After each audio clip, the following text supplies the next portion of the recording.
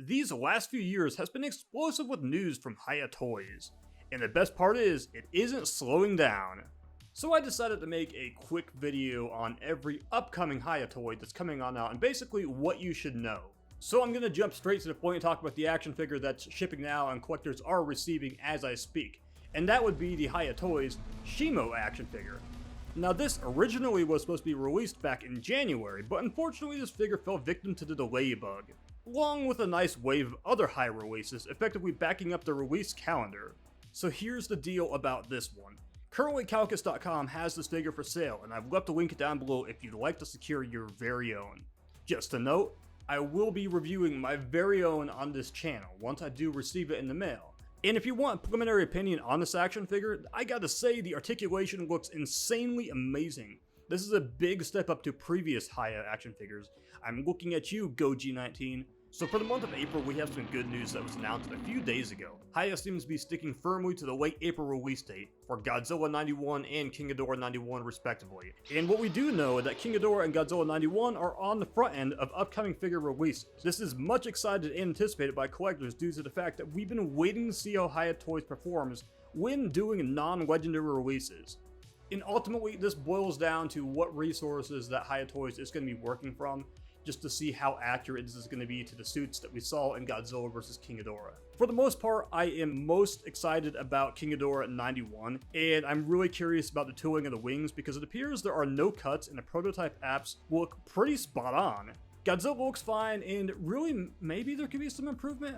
I'm trying to give some constructive criticism if I can find anything, so I don't want to glaze it too much. But it's hard finding a glaring problem that's just jumping out. I mean, I could do that for MECHAGODZILLA too. I want to go ahead and give Luminous a shout out though for getting his hands on this action figure and giving us a hands-on look at the articulation of GoG91. Please do check out Luminous' channel, give him a like, subscribe, and check out the full video if you haven't seen it. And of course, as you would expect, there are further variants of Godzilla, the Atomic Breath variant of Godzilla 91. This is a common thing that you're going to expect from your Godzilla action figures if we're going to get our hands on a new mold.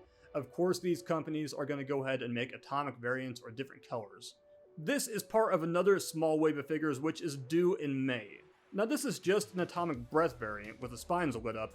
I can see how this has some draw to some buyers that might be completist, but overall I don't see this being the big one that people are going to want between the regular and the Atomic Breath variation.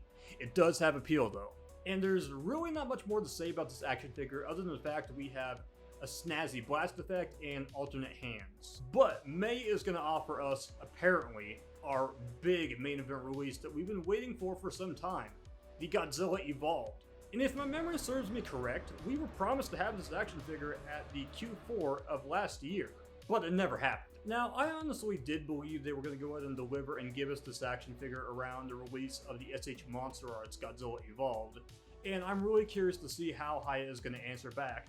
Now, this actually was one of the better SH Monster Arts action figures. If you need a full breakdown of basically how I feel about it, I have a review up in the corner. I reviewed it last year when it dropped.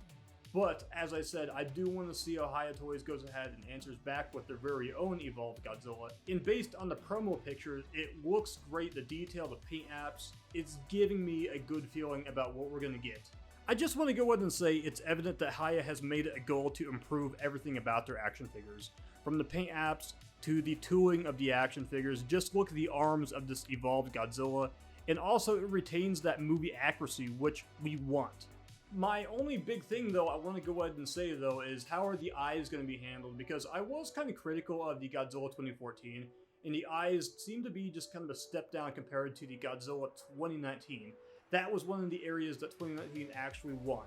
At this point, this is effectively all the delayed releases we were supposed to get late last year and early 2025. Beyond May, we'll be looking at a nice slew of Q3 action figures, starting with Godzilla 2000. Honestly, I think this is a great decision to go with the theatrical movie design over the Yuji Sakai version.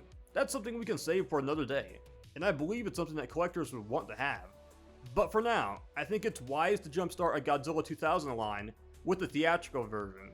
Of course, we have the Beast Glove Kong, and at some point we're going to have a standard Kong, which I believe was due for Q1 of this year, but it was kind of glossed over when Hiya revamped the release calendar. The Kong sculpt here is just above and beyond any of Hiya's previous King Kongs, and I believe this is the best one yet. And since we're on the subject of King Kong, you don't know how badly I want to see Haya make an attempt at the 70s Kong. As we dive deeper into Q3, we get both MECHAGODZILLA 2 and Godzilla 2003. Now it's interesting to talk about these two action figures because both these two figures, Haya released a statement regarding the optimization of Godzilla 03 and MECHAGODZILLA 2, plus making it clear they will be releasing further product images and updates of the figures as they come on out, which obviously we expect. As a business move, I applaud Haya for this decision. We're not shaming customers, and really the initial prototypes that were released, they weren't terrible, but something was just off. This wasn't a NECA Godzilla 85 move. NECA, we won't ever forget what you tried to sell us. So let's get a little deeper into Q3 of 2025, and this is where we get a big one that I think is kind of a sleeper. We're talking about Scylla. Now Scylla might not be as marketable as Muto, King Ghidorah, MECHAGODZILLA, Mothra, you name it.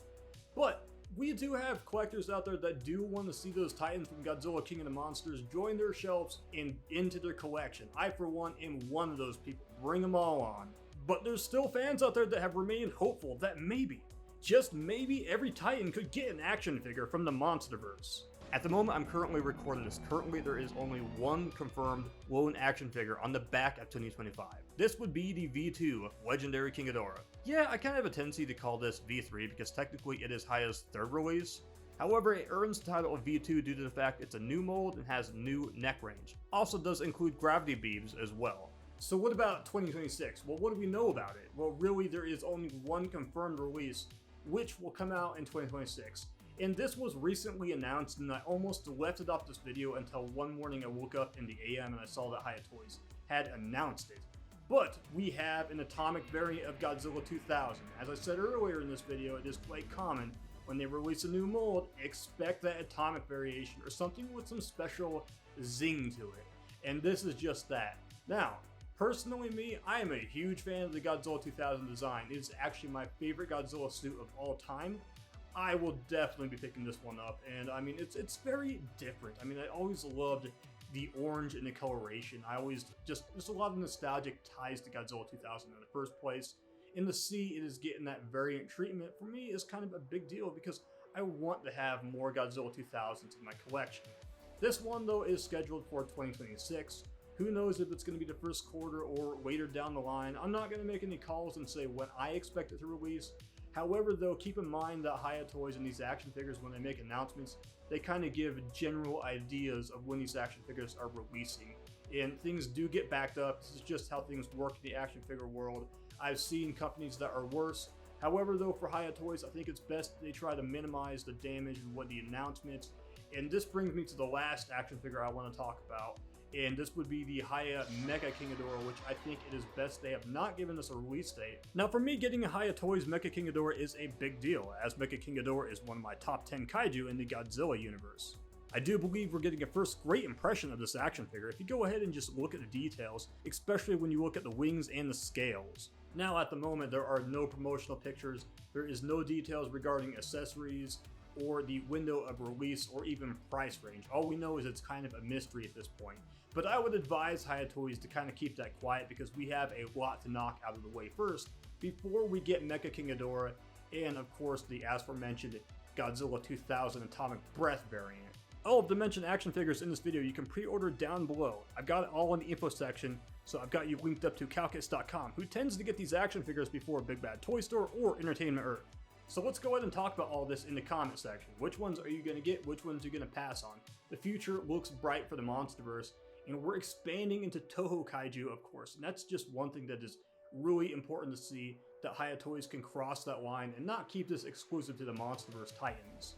Like, subscribe, share this video, and I'll catch you guys around.